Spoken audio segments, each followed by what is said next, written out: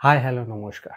ভারত ও ইংল্যান্ডের মধ্যে ৫ ম্যাচের টেস্ট সিরিজের জন্য ভারতীয় ক্রিকেট বোর্ড ১৮ জনের দল ঘোষণা করেছে। এই টেস্ট টিমের অধিনায়ক হিসেবে বেছে নেওয়া হয়েছে শুভমন গিলকে। শুভমন গিল হলো ভারতীয় টেস্ট টিমের নতুন অধিনায়ক।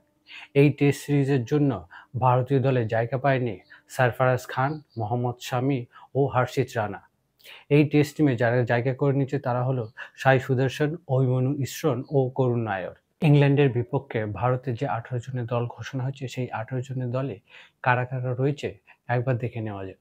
শুভমন গিল, যশস্বী জয়সওয়াল, করুণ নায়ার, সাই সুদর্শন, কেএল রাহুল, অভিমন্যু ঈশ্বরন, রবীন্দ্র জাদেজা, ওয়াশিংটন সুন্দর, নীতিশ কুমার রেড্ডি, শার্দুল ঠাকুর, ঋষভ পান্থ, ধ্রুব জুরেল, জাসপ্রীত বুমরা, মোহাম্মদ সিরাজ, প্রসিদ্ধ কৃষ্ণা, আকাশদীপ, আর্শদীপ সিং, কুলদীপ যাদব।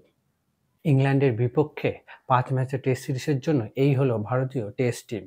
ভারত ও ইংল্যান্ডের মধ্যে প্রথম টেস্ট ম্যাচ খেলা হবে আগামী জুন মাসে ২০ তারিখে।